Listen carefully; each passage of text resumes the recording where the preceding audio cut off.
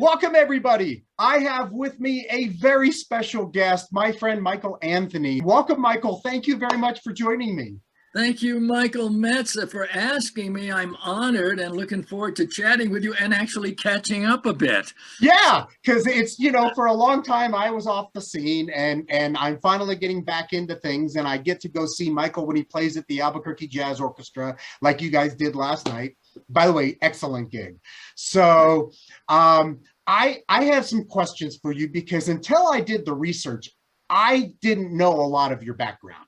Now, you're originally from Brooklyn, but then you moved to California in 1955 when you were 14. Exactly. Why did you move to California? What brought that on? Anything in particular? It was a dream that my mom and my uncle Mike, who's my mother's brother, had moved to California, and he was always kind of prodding us, hey, you guys should come out here. My dad was a waiter, and he worked at Lindy's restaurant in New York, actually. Oh, I know Lindy's, yeah. Yeah, that used to be a well-known restaurant. He was working all these little side steps. You got me going. He was working the day that Marilyn Monroe was filming the 7-Year Itch, and across the street from Lindy's restaurant was the famous scene where she's standing over the subway and blows her dress up. He came home that night and he was, Anna. My father was Cuban. My original name is Michael Anthony Hernandez. So there you go. So anyway, he goes, Anna, Michael, and he's telling us all about that scene. And then sure enough, we saw it in the movies. So anyway, those were the days. My dad loved New York. But the time came when my uncle called one day and says, hey, there's an opportunity out here for a waiter's job if Miguel would like to come and check it out. So he did, and then the rest is history. Oh, so you didn't start playing the guitar until you moved to California, right? Exactly. So wait, if you moved to California in 55, by the time you were recording in the studios, you'd only been playing 5 years? Let me get that right. Let me see. 55. That's true. I started working just slightly in the studios in like 1960, and then by the time we crept, I creeped into it more and more. Right. I was doing gigs and I was on the road and all of these things. So let me back up a touch, because I used to forget to give credit to the 3 years that I was in Brooklyn, New York. I was 11 years old. My parents, for Christmas present, gave me a chromatic harmonica. I still have it. And my dad got the cheap one. And we used to compete. My mother played the radio, so I didn't realize I was starting to develop my ear. So I would try to pick out the tunes from the radio, and my dad would compete with me, and he was doing good on the cheap harmonica. So I was a little jealous, and wait a second, I can do that. Anyway, we did that for 3 years, and I didn't realize I was already starting to get this going, Right, you got your ear training going, and then you started guitar. Now, did you go to any particular college when you finished high school? Did you go to a college at all? When we got, let me back you up a touch. Go ahead. When we got to California, then, and this is a true but funny story. I suddenly heard 3 people, and they were all in 3 different categories of guitar playing. I was a kid. I liked rock and roll. Rock and roll came about in 1950. Bill Haley and the Comets. That guitar solo was iconic to this day. So that Bo Diddley, Bo Diddley bye baby, all that stuff. I was into all of that. By the way, did you know he lived on the west side here? Okay. Yes, I did. So that was crazy. And then I liked rock and roll. I heard Les Paul, and then totally. I bet that blew your brain. I said, okay. And then in the classical world, I heard Andre Segovia. Oh. And he was going around the world, exposing the world to classical music on the guitar. Right. So, and then when I went to college, I went to Valley College. Okay. And, and in those days, I was practicing at this point now. I just graduated high school. Well, I went to Van Nuys High School when I got out there because I was not yet college. So 3 years, Van Nuys High School, and I started the guitar. My dad was totally supportive. He said I told, hey, I'd like to learn to play the guitar or whatever, and he was all on it. His father didn't let him. He wanted to play the guitar when he was a kid. It was one of those things. His dad didn't even let him think about it. Musicians had a horrible reputation, even in Cuba, you know. So Yes. his dad had a tobacco plantation and was not going to let his son, you know, go Right. in that path. So anyway, he was all about it, and so then I started. Did my 3 years. At the end of Van Nuys High School, I had met a guy like Al Viola, and a couple of other people who taught me, who said, well, if you're really serious about the guitar, Michael, I had a neighbor who was encouraging me to think about what I was going to do when I got older. And he was a very academic guy and didn't approve of my idea. But he says to me, if you're serious, and so did I met Al Viola, he came to the high school and played a concert with Gus Bavone, jazz clarinet. Yeah, clarinetist. Yeah, so they did that, and I went and introduced myself, and I says, oh, I love the guitar, I want to be a guitar. Anyway, both these persons had said to me, if you're serious about the guitar, son, you got to practice 8 hours a day. And then who are you listening to? And I said, Les Paul is my hero, kind of. And then he said, well, guys like Les Paul, they took a part of their life and they practiced 8 hours a day. Otherwise, anybody can play 10 or 20 chords on the guitar, anybody and his brother, because the guitar was already very, very popular, Right. you know. So I took that to heart, and at the end of my senior year at Van Nuys High School, I was working in a restaurant, by the way, and became a little short order cook in this restaurant. It was called the Burger Bar. But anyway, I kind of quit everything in that senior year. Summertime, I get up at 8 in the morning, and I practice from 8 to 12. And then I would take a break. I would go over my repertoire. This is another funny story, because when the first day I went to do this, okay, I'm up at 8. I picked up the guitar. In an hour and a half, I gone through everything I knew. So it is like, well, what do I do now? Yeah. Okay. Now what? So I had to figure it out, and gradually I was building on my repertoire and buying books and things. I was taking guitar lessons at a Kyle Babcock music store, which was on Van Nuys Boulevard. I could walk to it because I lived on Riverside Drive. Okay. And my first guitar teacher was Jimmy Weibel. Okay. Well, know that. You can look him up. He's an awesome guy. He taught me for a year, and he ended up going on the road with Red Norvo. Okay. Yeah, so incredible guitar player. So I was fortunate to have him as my first teacher. Howard Roberts came later, but where was I at? So I was doing that, and I started getting my schedule together. Okay, I'll try to make this short. No, it's okay. Oh, okay.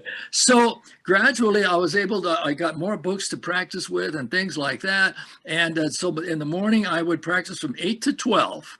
Right. Yeah, practice some sight reading. I started with the Gibson method, and then eventually I made myself go through the Mel Bay books and etc. I'm doing that. I go till 12 o'clock. I take a 2-hour break. I go to the swimming pool, which was 2 blocks away, the public swimming pool. I'd go for a swim and have some lunch. Then I would practice from 2 to 6. And then I would have my 8 hours, and then I'd have dinner. Well, by the end of the summer, after 2 to 6, I would take another break and hit the guitar again from 8 to 10. So now I'm putting in 10 hours. Yeah. I went from like, what do I do next, to like, there wasn't enough hours in the day. And I would spend the first part of the day doing all my academic stuff. Mm-hmm. And the second part of the day, I had bought records. I'm sitting with my quote unquote hi-fi and sitting next to Artie Shaw records, you know, Charlie Parker, right. Of course, Les Paul. Right. And then I started hearing Barney Kessel, started hearing other jazz players, etc. But anyway, this is what I did. I was doing that. My mother wasn't sure I was doing the right thing. She says, "You're just sitting next to the record player." But and I said, yeah, but I was doing stuff. I got this Pink album still. I've got them in the garage, all these vinyls. There was an organ player, jazz organist called Wild Bill Davis. Did you ever hear him? No, it doesn't ring a bell. Yeah, anyway, he, and then on the piano end, it was Earl Garner. I got his records. Right. And so I wasn't just listening to guitar players, but this guy, Wild Bill Davis, I'm 17 years old. I ended up figuring out the changes to Sophisticated Lady from his record. But really? Yeah, I figured out the changes and I took them to my teacher at the time and he says, you got them right, man. So That's called, yeah, extreme ear training. there's a lot of chords in that song, and Yes, there is. you know, I figured them out somehow. I have to talk to you about your career because Okay. you worked in just about every single Los Angeles and Hollywood recording studio starting in the 60s. And when I say every single one, your recording credits are a mile long. I was looking it up. You played on the Bob Newhart Show. You played Butch Cassidy and the Sundance Kid. You played Chips. You played Happy Days, the Shaggy DA, Billy Jack, the Odd Couple, the Apple Dumpling Gang. Oh my God, should I go on? Flintstones. What was that? Flintstones. Carol Burnett. Carol Burnett show. Yeah, and one summer I did.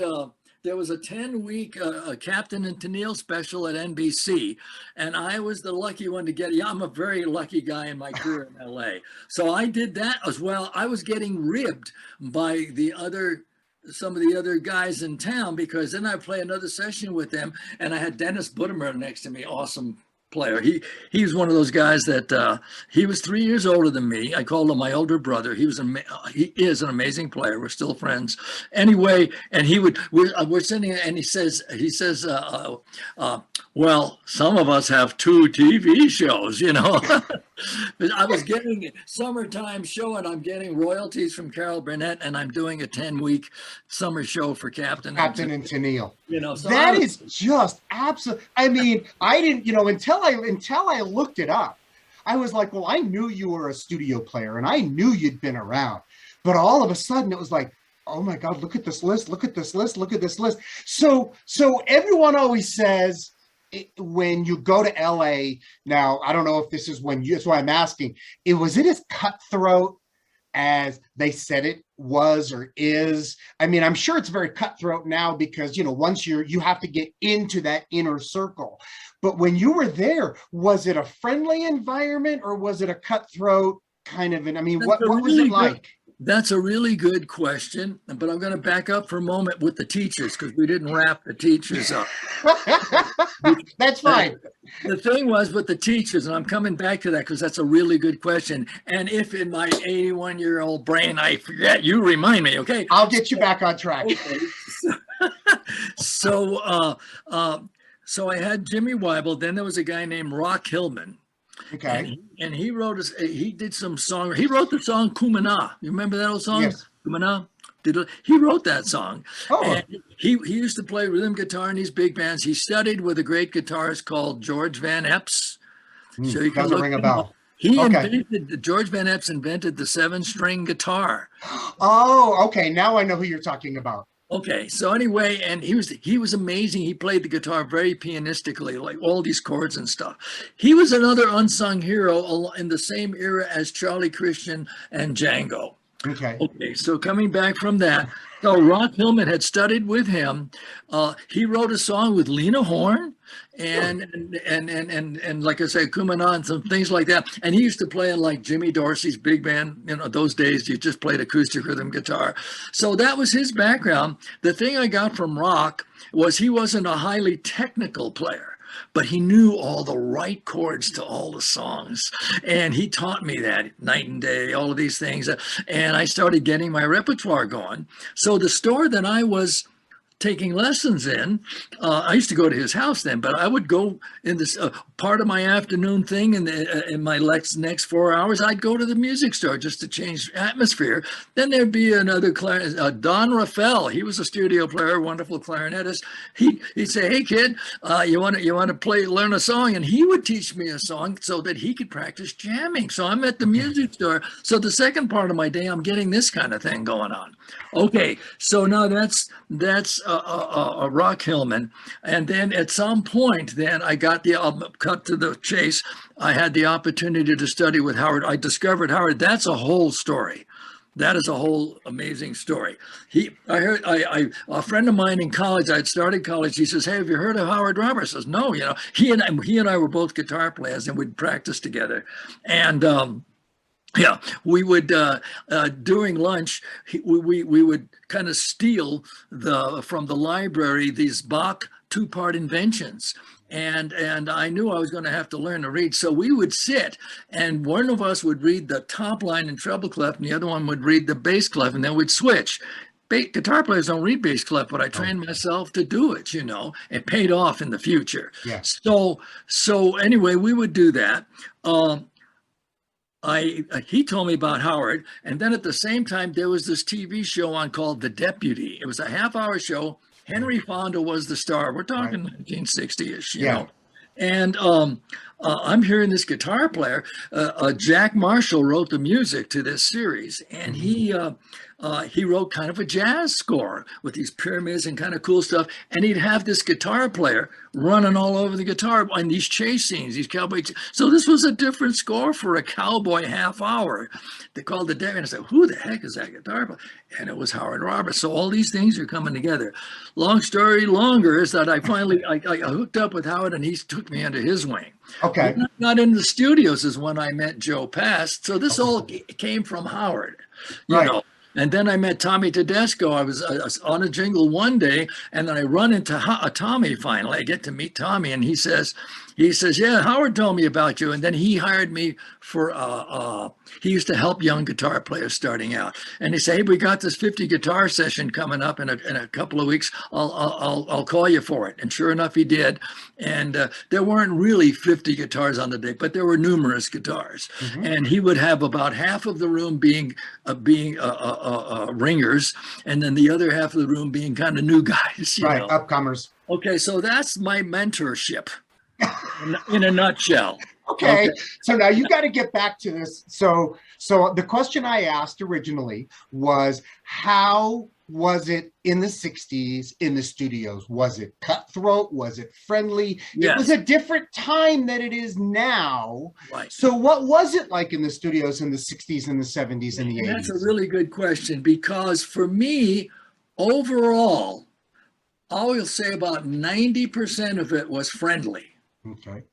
Howard had taken me under his wing and was taking me around, introducing me to other guitar players, to the contractors, to composers, and everybody was very, very friendly. There was a person here and there that wasn't as friendly until I became established. No, right. Now, having said that, that was the West Coast scene. If there's an East Coast person that hears this and disagrees with me, I will respect that. But I knew that the East Coast was a different attitude. Right, but we're talking specifically the West Coast, California. Yeah, try to break into the East Coast and New York, the studios. I hear that was a whole different attitude. Right, but I know you spent your time on the West Coast because you played for CBS, you played for Disney, you played for MGM, you played for 21st Century, you played for everybody. And as I said before, your credits are a mile long. When I saw... Yeah, you can throw in A&M recordings there. That's where we recorded Butch Cassidy. Right, A&M recording studios. I mean, I was shocked when I saw that list, and it's on your webpage. So anybody who's interested, I'll have a link down below. They can go to your webpage and they can look at your recording credits because they're just a mile long. So here's my question. Yeah, I do have proof, by the way, because I still get a little royalty check around July or so. And of course, it's whittled down, but it has a list of all those things with my name on it. And so it's my documented certification that I really was there, you know. So in 1980, you moved to Albuquerque. Yeah. Why? Why did you come here? What brought you to Albuquerque? Well, a couple of different things. One is I married one of the dancers on the Carol Burnett show. My wife is a former dancer, and she was a dancer on the Burnett show. She danced on the Dean Martin show. She had my career, only she was a dancer. Right. You know, when she was 12 years in LA. I was 25, but she originated from Albuquerque. Oh, okay. She grew up in her mama's dance school. Okay, and so there's where the roots are of that. So now we get together. We're a second marriage with each other, and we have a Brady bunch. I got 2 sons, and she got a daughter, and so we come together with that. And the funniest thing was this: one night, her parents called up. like I say, this is a multiple thing. The handwriting was on the wall. The studio scene that was there in those fortunate days for me is not there anymore. Right. There are a number of things that changed that. Outsourcing. Some of it was the rock groups became individualized, and then there were other factors as well. So those were the two main. Oh yeah, the synthesizer, the Right. Moog synthesizer. Then they started writing TV things, and then the guy makes, oh, this is a trumpet, and you know as well as I do, you and I can tell that's not a trumpet. That's not a, yeah. Synthesizer sounds back then but were even horrible. Right, but the families at home, they don't know the difference, you know. Right. So they were saving money, but so those three factors really took the business way down. Even my old friends, there are, you know, some of them moving away and all that. Fortunately, they're collecting their pensions, but anybody trying to start now, you know, kind of forget it, you know. Right, I know, it's very cutthroat. Enough to be in a certain group that is hit popular right now, you know, right. That kind of thing. So where are we at? So why? So you moved here, you married? Yeah. So number one is the handwriting was on the wall. Right. Then one night, her parents call. We have a nice house in L.A. in the Valley in San Fernando. I don't know if you know California at all. A little bit. Okay, so we're in San Fernando Valley, which is 20 minutes away from Hollywood, you know. And however, Universal Studios was on Lancashire Boulevard in the Valley, so I had many gigs there as well. So we're home one night. Her mom calls and says they feel like they want to retire. And they were talking about maybe passing it on to some of their teachers and whatever, not thinking that we would be interested at all, because Kathy's got a successful career and I'm doing well still. But like I say, the handwriting's on the wall. Right. And also the mood in LA is gee, Albuquerque would be a much nicer and safer place to raise our kids at that point, you know. Right. And so she's on the phone and she mentions it to me, and I'm the one with the bright idea. And I said to her, what if we were to go and take over your parents' business? Then we have a business, have some security, and we get the kids out of Los Angeles. And I see that things are changing anyway, you know. So long story short, we did that. I gave her a migraine headache for 3 days because, and she doesn't get headaches. Right. She knows what it takes to run a dance school. What do I know? But you convinced her, obviously, because you guys moved here. She took 3 days. She says, give me 3 days. And she took 3 days. And she came back. She says, you know, I think I really would like to do that. It's going to be a lot of work on it. And the rest is history. Right. Now we're here over 40 years. See, so now you are a very busy performer here in Albuquerque. You perform lots of different things. Now, I know that you play with the Albuquerque Jazz Orchestra, which, as I mentioned before, it was a great gig last night. You play with the AJO, and you also do a lot of work under your own name. I saw your gig when you played with Paul Gonzalez over at the Outpost Performing Space.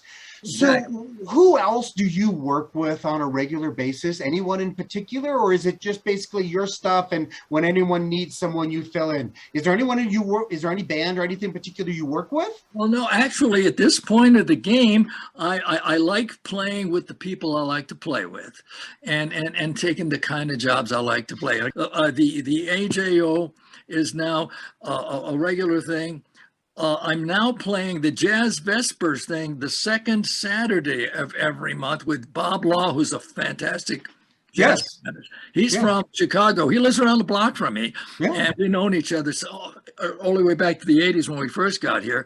St. John's Methodist Church here, just about 4 blocks from my house. Okay. And it's a jazz thing. And so he books some things, and he might have a vocalist or not. And he puts some music in, invites me maybe to throw in a tune, and they do a service, and we play jazz in and around that service. Okay. Yeah. Okay. So here's my humor that is knocks on me. It's like people are saying, "Hey, well, so what are you doing these days?" and whatever. I said, "Well, I don't take bar gigs anymore, and I don't like, I don't play in churches anymore." Oh, well, so where can I go see you this week? Well, Tuesday I'm playing at the Dirty Bourbon, and Saturday I'm playing at St. John's Methodist. So you don't play bars and you don't play at churches, but those are your last 2 gigs. That's funny as heck. I know. Oh, I like that. That is So, great. so wait a second. So now I know you're a very in-demand guitar instructor, right? So you I love teach. teaching. I love teaching. So you used to. Do you still teach at UNM? I do. Okay. I do. So that's what I thought. Yeah, since COVID, that has, that's smaller, but I had a couple of students this year, and plus I take some private. I don't want to teach, before I got in the studios, I was teaching 50, 60 students a week plus gigs on the weekend. I don't do that, and I don't even want to do that. This week I've got 5 students. Okay. I'm going to, just from today till the end of Saturday. Like I said, Sunday we're going to hit the road, but I've got 5 lessons between now and then. I love it. Perfect. Okay. So are you, just out of curiosity, are you accepting students? I'll put your webpage down below and I know they can contact you.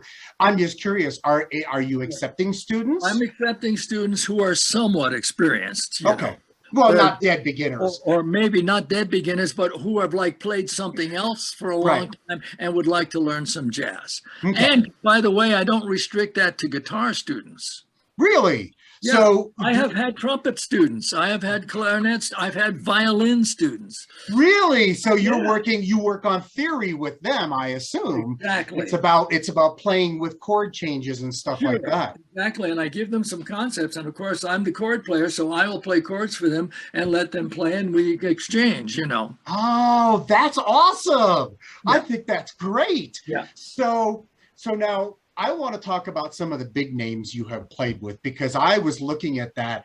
I had no idea. Now, like I said, I found out you were a studio player, but you played with Gil Evans. You played with Quincy Jones. You played with Bobby Shue, who is an Albuquerque resident. Oh, sure. You played with Louis Belson.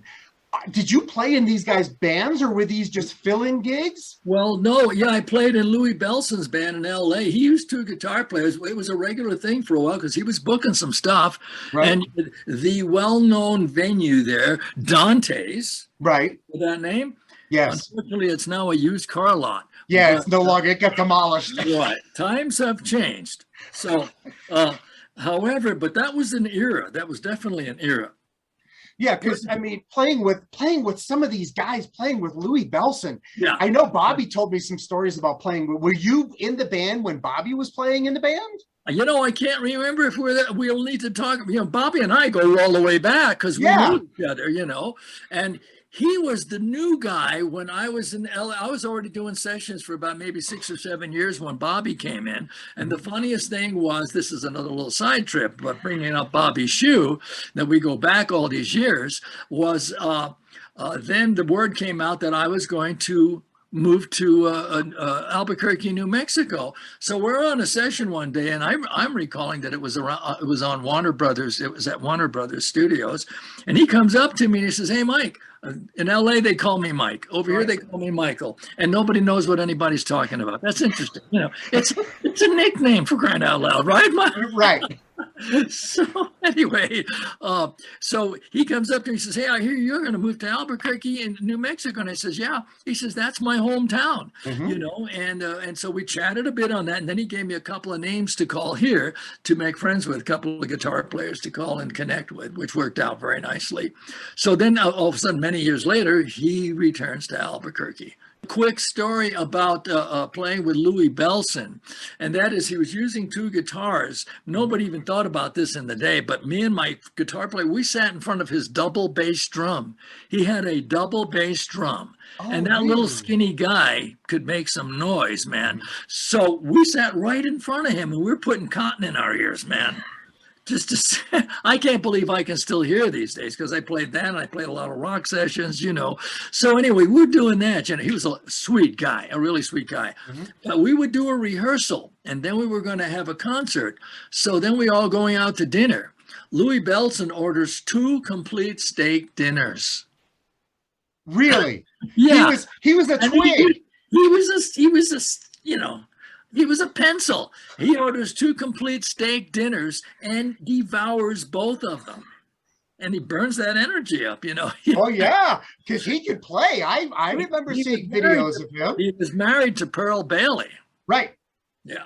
So anyway, that's my My quick sidestep there. All right. There, you pick a name. I got a story. Oh, So I bet you do. it's So like, no, I want to talk about your CDs because okay. you have 10 CDs that are out there. You have 6 books that are out there. Three books. The fourth one is slated to be released in the fall. Oh, okay. I thought it was 6. Okay, so you still have 10 CDs out. Yeah. That's amazing. Where now did you record all these CDs here in New Mexico? I did. I recorded them all here in New Mexico. Having said that, I have played on other people's records also in LA's. Like there was one that you want to look up, Blue Mitchell, trumpet player. Right. I played on one of his. It was a pop CD. It was called Function Junction. They actually have it at KUNM.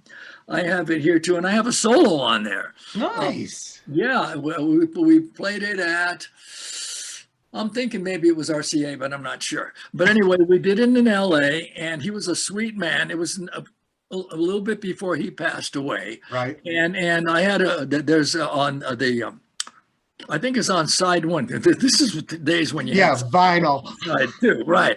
So I had the guitar solo. I had a solo on side 1, and David T. Walker, who was a Motown guitar player, he and I both played on that record. And I had the solo on side A on the song Delilah, which we did a funk version on. And I've got that solo. You can probably look it up. On the other side was David T., and he did one on another funk tune, whatever. Okay. So, yeah. So these CDs are available on your webpage. Are they still available to purchase? Yes, they are. However, they're on stream. Thanks to one of my former students, John Maestas. They're on all the digital. Spotify, Pandora, Apple, iTunes. You can go there and you can purchase them there. That's what they do these days, and so they're all there. I actually looked one of my own up yesterday to share one of the tunes with somebody. Okay. And so they're all on digital. What do we call that? Digital streaming. Thank you. Digital streaming. Yes. They're all on digital. I will look that up, and I'll make sure I put links down below. Yeah. Now, your books are all Mel Bay, right? Isn't that who published them, Mel Bay? Full circle. I met Mr. Mel Bay. Guess where? Are you familiar with Ernie Ball? Yes, actually, he guitar strings is what I know. Exactly. If you're in the guitar world at all, or in the string world at all, Ernie Ball had the Ernie Ball guitar strings and all that. Well, back when I was a kid, he had his shop on Ventura Boulevard, and I can't think of the cross street at the moment. But anyway, he was out on Ventura Boulevard. Anyway, kind of west. So, but I was teaching for him. She started me teaching. Really? I was teaching his son Sherwood, who was 5 years old at the time, who now runs the company. Right. And he paid me $5 to give his son a half-hour lesson. Times have changed. Yeah. This is back then, right? Right. And along those lines, then one day he enters me in a contest that they used to have. They used to call it the steel guitar rag contest or something. But I didn't play steel guitar, but you heard the steel guitar rag, like 200 versions of it all day long in this place in Long Beach. Anyway, he takes me down there, and there were some of us regular players down there. I played I stole it off the record, the Les Paul solo on San Antonio Rose. I can hum it to the, I even wrote it out a couple of years ago just to have it in my log. And I played it and it did the whole thing, and I got a little trophy for it. So it was Ernie Ball that took me out to that. Right. Cut to the chase here. One day he calls me up. He says, "Hey, come on in Saturday morning. I want you to meet Mr. Mel Bay." Mel Bay came to his shop and gave an all-day clinic one day, and I attended it thanks to Ernie Ball. Nice. And anyway, that was his way of taking me under his wing also, So I go out there and I take the thing and I met Mr. Mel Bay. I got to tell that to his son, William Bay, when I met him. They're publishing your books. They're publishing So my books. yeah, Circle. that would be awesome. Oh, Yeah. that's such a great story. Yeah. That is crazy Yeah. to be able to actually say, well, okay, so I met him and now you're publishing my books. And you said you have 3 books and you have another book coming out in the fall. Is that correct? Yeah, it's all done. It's all in their hands. It's called Street Knowledge. And to Okay. put in the words of my former student, John Maestas, he was helping me, proofread and things like that. And he says, Uncle Mike, a lot of my students here, they call me Uncle Mike. Say, and a lot of other people because of that. Yes. Some people my own age are calling me Uncle Mike. So anyway, he says, Uncle Mike, he says, your book, Mel Bay, William Bay, I sent it to him. I said, well, what do you think? He sent me an encouraging word. I wrote it during COVID. Right. We're all sitting home. So I went out in my backyards and I didn't have an idea. And I sent him an email. I said, I've always wanted to write a 4th book for you, William, but I'm kind of dry and I don't know, what to do. He sends me back this email, which I saved. He said, Michael, he says, I'll always be interested in the book that you write. That was the sweetest thing. That lit my fire, So, yeah. So what is this book about? You said it's a street knowledge. So John described it as it is half autobiography, half music lessons. Okay. That's what it is. I got photos of me with Tommy Tedesco, with Howard Robert, with all these different people that I've done, and stories attached to them. Oh, that's awesome. I will make sure that I put a link down to your webpage so that if people are interested in buying it, because I know your books are available on your webpage. And when that book comes out, we have to make sure that you let me know when it does so that I can make sure that I can tell people about it. Because that's it's almost like it's a book worth reading.